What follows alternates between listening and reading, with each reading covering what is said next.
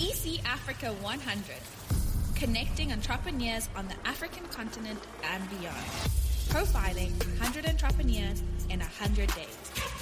Tune in as we amplify African excellence with your host, Vanessa Perumal, on Africa Business Radio. Hi guys, this is Vanessa Perumal at Vanessa Perumal. Thank you for tuning in to another episode of ECAfrica100. At ECAfrica is our hashtag, and we're coming to you on Africa Business Radio. Today's guest, James Urdang, is that how I say it, James? Urdang, yeah. Urdang is someone you want to follow, is a story you want to connect to, in a network, particularly those of you in the continent who love to play marimbas, are into debates, love social impact in education, and also looking for an opportunity to travel with your marimba band, to connect in education, doing social impact work. James is going to tell you all about what he does. But as always, grab your coffee, bring your pens and your books. James will talk about tablets. But we're so excited to have you here today. Thank you for joining us, James. Thank you, Vanessa. It's great to be here with you. So now, this is a Pan-African show. Every day in the 100 series, we have been getting great feedback. But James is going to tell you what he does, and he may even be working with some of the schools in the areas you live in. Is this correct, James?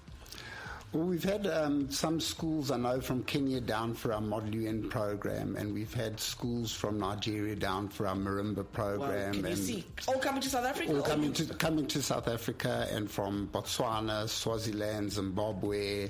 So there are a number of schools that have the opportunity to travel to us. And this is through Education Africa. Tell us about Education Africa. Education Africa. Well, I started a journey in 1989. We formally registered in 1992 in those early days. Just before apartheid, the transformation. Yeah, and I was part of that transformation, which was quite good on the right side of the transformation, which I always like to say. So let me just paint a picture. You know, you've been listening to some of the South Africans and they're always talking about transformation and these white people. James is white and male and wins these international humanitarian awards. How did you get to be so humane in your thinking, James, and position yourself in a country that is synonymous with apartheid and do such great work? Well, I've always wanted to be involved in building a school one day, and that was when I was younger, teenager. Through the apartheid days in South Africa? Through the apartheid days, and I said one day I'm going to be a multi-millionaire and I'm going to build a school. And one thing is, where I was wrong on the one side, I've never made money, but I've built lots of schools and I've given educational opportunities to phenomenal. Tens of thousands, if not hundreds of thousands of children in South Africa, and I've made a significant change in a number of people's lives, and that's what makes life so special. So you can look at myself as a social entrepreneur. Social entrepreneurship is very big, and it will solve lots of problems if we know how to do it right. Is this correct? Correct. A social entrepreneur is different to a business entrepreneur, where a business entrepreneur is creating jobs, being driven by a monetary, whereas a social entrepreneur is really about change management at grassroots and giving opportunity to people that really wouldn't have. So also with a social entrepreneur, they'll get stuck into people to create them an educational platform for the business entrepreneur to take them to the next level. Can I just talk about governance issues? Now, I mean, James just validates lots of them to say, I want to be a business entrepreneur. We're hustling, and that's why we start the show. But I'm thinking, after listening to him, I may become a social entrepreneur, James. There's more money in social entrepreneurship if you do it well. There's no money in social entrepreneurship, very little, because at the end of the day, you work in the non-profit sector, so you're relying on a salary, you're relying on the kindness of others. But I'm talking about the outcomes of the projects you serve.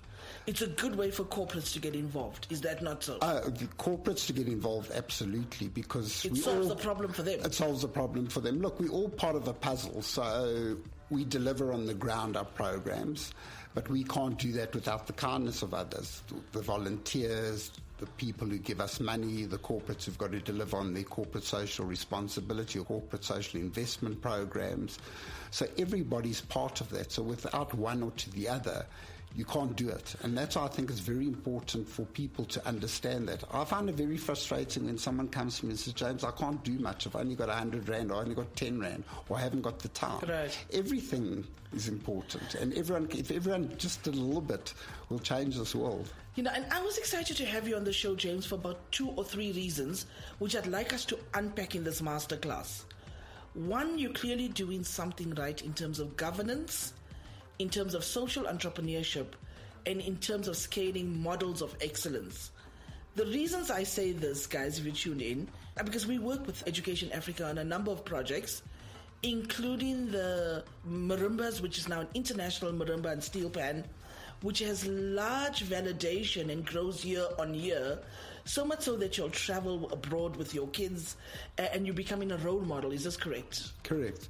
One of the things going back to Education Africa and the things that I've always said, I've always wanted to do things the best and I've always wanted to do things the biggest. Right. So I think maybe it's like a little boy where you watch a new building going up in Santa and you think, how's this building going to go? Because they actually do another project called South African Model United Nations. And you actually do your final round at Robben Island where the children sleep over, which is another huge milestone. I know Education Africa has been on CNN a couple of times. You've won an international award, which by the time this podcast goes live, you would have received. And you also have courses at universities, you have early education development, etc. Tell us, what kind of entrepreneur starts these kind of movements? What kind of mindset? Obviously, you're a futurist and you're very in touch. Are you a teacher? I'm not a teacher. In fact, I'm not a degree person either. You're not a degree. That's a big lesson for entrepreneurs listening in. Yeah. So I was schooled at St. Stithians, and in fact, I was at special needs as well. So I was before mainstream, I was at Crossroads. So I'm highly dyslexic. That's big news. Yeah. So I think what's important there that I see that anyone can make a difference, anyone can make money, anyone can do stuff. You've just got to go out there. Lead organizations. And you've got to recognize where your shortfalls are. But there's lots of expertise to help you on your shortfalls. So you went to a special needs school, you're dyslexic, you started Education Africa. You've spent time with lots of the exiles. You met Madiba. You've spent time with Walter Sisulu, Chris Hani at the time. AgriCluster was on your board. I'm a journalist, so I know the respect of AgriCluster. And you seem to socialize with human rights activists in a way that is unheard of in a social enterprise space, doing social impact. And why aren't we hearing about these stories? Well, it's only now that I've won this award that people have been asking me to tell my stories. So the award is the Klaus Jacobs Award for Social Innovation and Change Making in Children and Youth Development. And it's a Swiss international award, so it's got kudos behind it. Right. So it's quite exciting. And it's nice to be recognized over 3 decades. For the work Congratulations, that's huge. That's a huge accolade. Do you get money for the award? So the award I won in my personal right. The charity Education Africa, they get 100,000 Swiss francs, which go into our early childhood development program. So it's a win-win, which is nice. So it's nice to be recognised in my personal capacity. And to pay it forward so beautifully is, I think, really the reward itself. Is that not so? In fact, they've done a documentary and they sent out a Swiss film crew here for 4 days to film in projects. And there's 10 awardees from around the world, so I'm going to get to meet these other people. But on Friday was the most amazing, one of the most amazing days of my life that happened. Is one of my heroes is Bob Geldof. Now, Bob Geldof, I've met a few times and done a few things with him. He was commissioned to do the voiceover for this documentary, which I didn't know. Okay. So I got a message from his manager. This is Bob Geldof from Live Aid. Live Aid, Sir Bob Geldof. So I get a message from his manager. They say, we're doing this voiceover in Zurich and we see it's you on there. And I could not believe that Bob was doing the voiceover for my documentary. And he recognized you. Yeah, absolutely. But that's awesome. I watched the CNN show with the marimbas and the children in the townships, and how marimbas, a simple instrument, is able to solve so many problems. Tell us about your passion for this project. Yeah. I've got a passion for marimbas, but I've got to give the kudos to my colleague Joan Lithgow. I think Joan is the most amazing woman and a unique marimba teacher. She's developed unique ways of teaching that she can teach. You definitely have to get her on the show. Yeah, Joan's amazing. It's one of the things with an entrepreneur, that you bring in the right people and you partner with the right people to do delivery. Yeah, let's talk about some entrepreneurial tips. How did you grow Education Africa? And obviously using other people's money. What are the lessons of governance that you can teach us? On the governance side, we've always been transparent in how we spend our money, and we've also very open to the donors. So we've always, from day one, allowed our donors to do an independent audit should they wish on the funding that they give us. Can and I ask that's you a been question an while open you're policy on that. Can I ask you a question, please, James? Around the continent, we're listening to the show.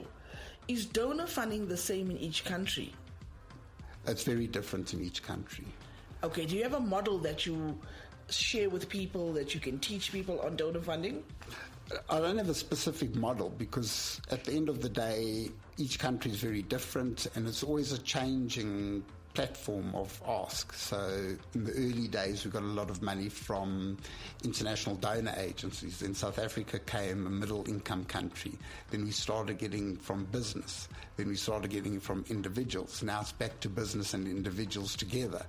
Right. So it just changes continuously, and you've got to change with it, because if you don't change it, then you get fixed in the way you look for your funding, you're going to collapse. And that's why you see a clean out of non-profits. Does your project self-sustain, or are you entirely dependent on donor funding? We are basically entirely dependent on donor funding. We cannot be sustainable unless someone gave us a big check for an endowment fund, because we're reaching the poor of the poor. So these are children and adults, whoever participates in our programs, who can't afford to pay. So here's an opportunity, business people tuned in. If you have an endowment which you want to bestow, I think look for Education Africa, because, there's always problem solving in business. But I also like the fact that your projects that you do, James, looks highly scalable. Is this correct? They are very scalable, our projects.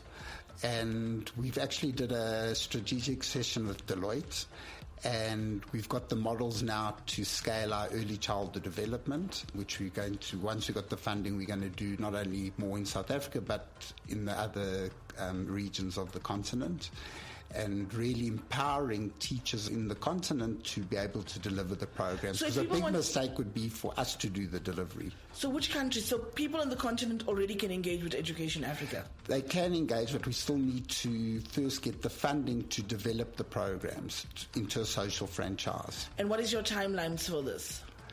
To develop will take us about a year.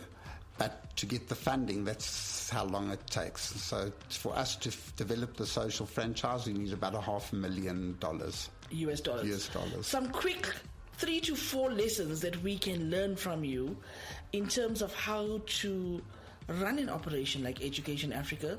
And do you see scope for entrepreneurship in social entrepreneurs?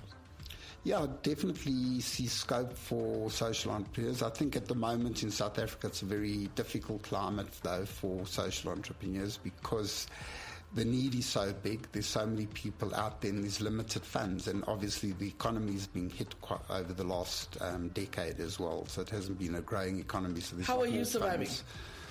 Off the smell of the oil rag, I think.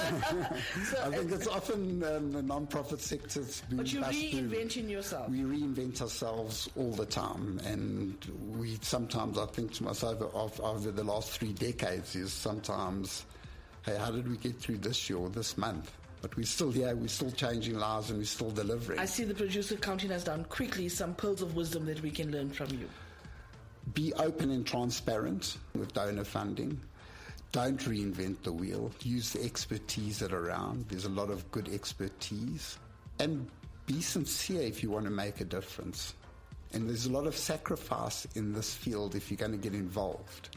It's not about an entrepreneur, you're a social entrepreneur. So it's not about making big money, it's about changing lives.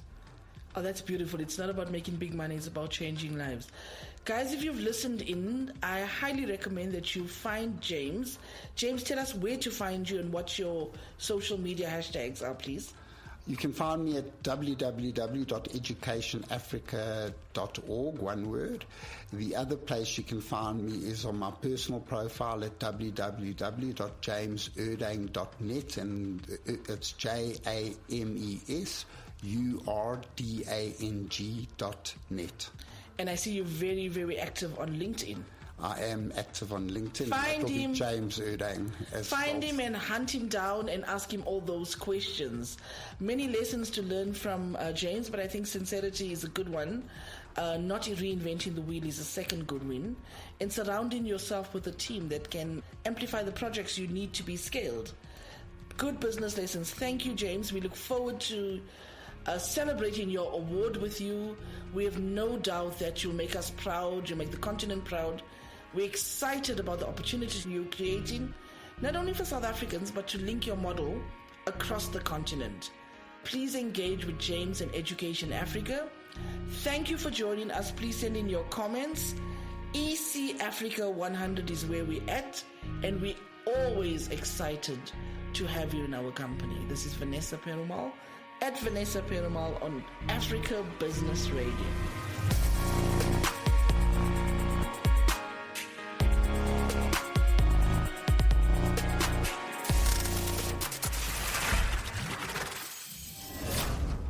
You've been listening to EC Africa 100 on Africa Business Radio. Join the conversation. #EC Africa 100.